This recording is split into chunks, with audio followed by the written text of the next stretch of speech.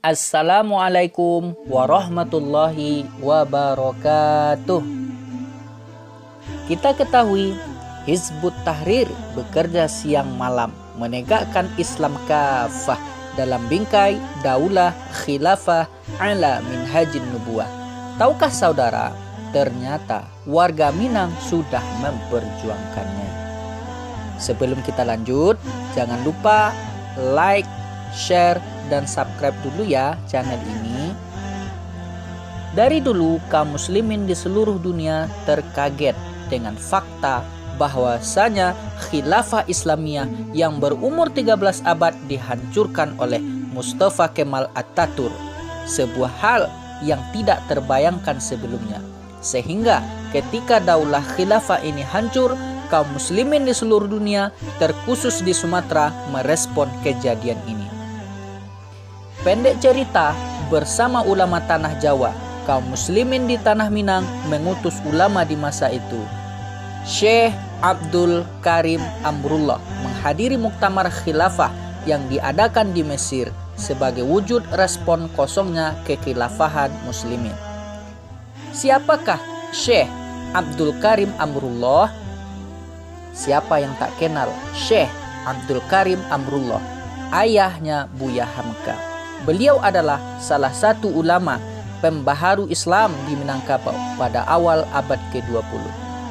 Syekh Abdul Karim Amrullah atau Haji Rasul lahir pada hari Ahad 17 Safar 1296 Hijriah, setara dengan 10 Februari 1879 Masehi di kampung kecil bernama Kepala Kabun, Jorong Betung Panjang, Nagari Sungai Batang, Maninjau, dalam Luha Agam. Setelah umur 7 tahun, Syekh Abdul Karim Amrullah disuruh oleh ayah dan bundanya untuk mengerjakan sembahyang dan puasa meski belum tahu rukun dan syaratnya. Pada usia 10 tahun, diajak oleh pamannya bernama Haji Abdus Salam ke Tarusan, Painan, satu dusun bernama Sibalantai, untuk belajar Al-Quran kepada tuanku Haji Hud dan tuanku Fakih Samnun sampai khotmil Quran.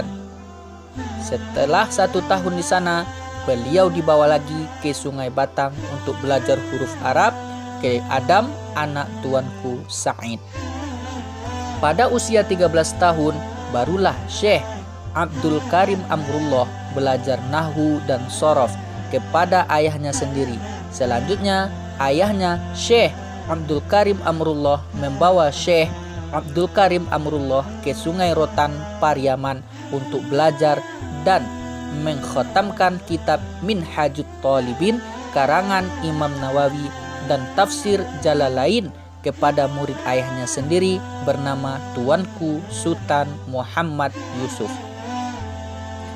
Usia 16 tahun, ayahnya memutuskan untuk belajar ke tempat yang lebih jauh, yaitu Makkah Al-Mukarramah, dan berguru kepada teman ayahnya, ulama yang tidak asing lagi di kalangan ulama Minangkabau dan Indonesia, bahkan level dunia, yaitu Syekh Ahmad Khotib Al-Minangkabawi yang menjadi imam Masjidil Haram.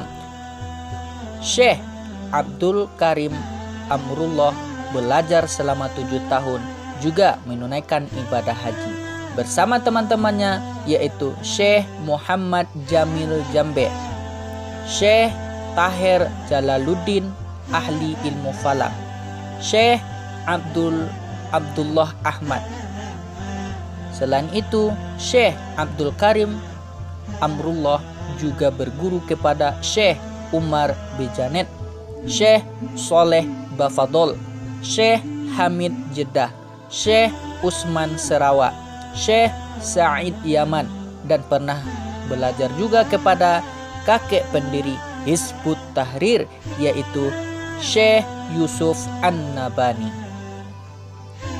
Sesudah kokohnya kedudukan Mustafa Kemal Pasha di Anggora, pada tahun 1922 diusirnya Khalifah Wahiduddin yang bergelar Muhammad VI di Istanbul.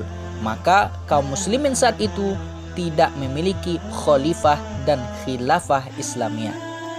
Ulama Al-Azhar Mesir juga mengambil peran menaruh perhatian yang besar tentang persoalan khilafah ini.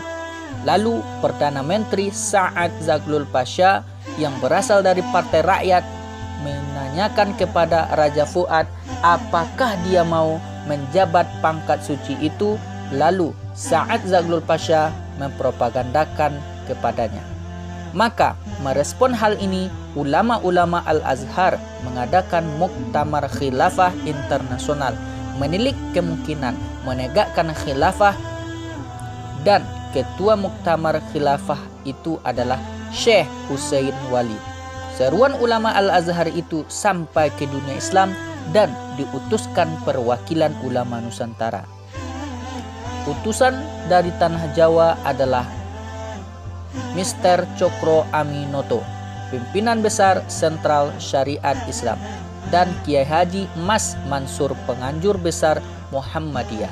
Ikut juga HM Suja sebagai pimpinan dari Haji Organisasi Hindia. Sedangkan dari Persatuan Guru-Guru Agama Islam Sumatera Barat adalah Syekh Abdul Karim Amrullah dan Syekh Abdullah Ahmad. Untuk biaya keberangkatan mereka murni dibiayai oleh rakyat Minangkabau. Pada Muktamar Khilafah di Mesir, ayahnya Buya Hamka memberikan pidato yang monumental, yakni pidato penuh ketegasan dan tanggung jawab, penyampaian amanah dari muslimin di Nusantara, khususnya di Minangkabau, untuk kaum muslimin kembali menegakkan syariah dalam bingkai daulah khilafah Rasyidah ala minhajin nubuwah.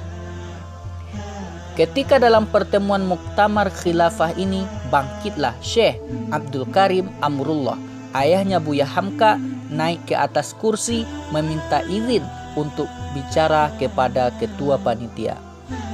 Perkataan Tuan Syekh amat penting, tetapi bukan di sini tempatnya, harus dibicarakan. Ini bukanlah majelis muzakarah urusan hukum-hukum fikih, apalagi kami yang hadir semua ini adalah utusan. Yang mengutus kami tidak akan sia-sia mengutus kalau mereka tidak tahu betapa kesanggupan kami. Sebab itu saya berharap pembicaraan Tuan Syekh dihentikan. Hingga itu dan terus kita musyawarahkan, adakah kemungkinan di zaman sekarang menegakkan khilafah kembali atau belum masanya.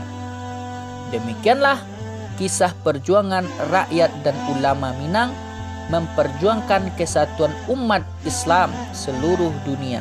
Semoga estafet ini bisa kita gigit kuat dalam geraham kita. Wallahu a'lam. Assalamualaikum warahmatullahi wabarakatuh.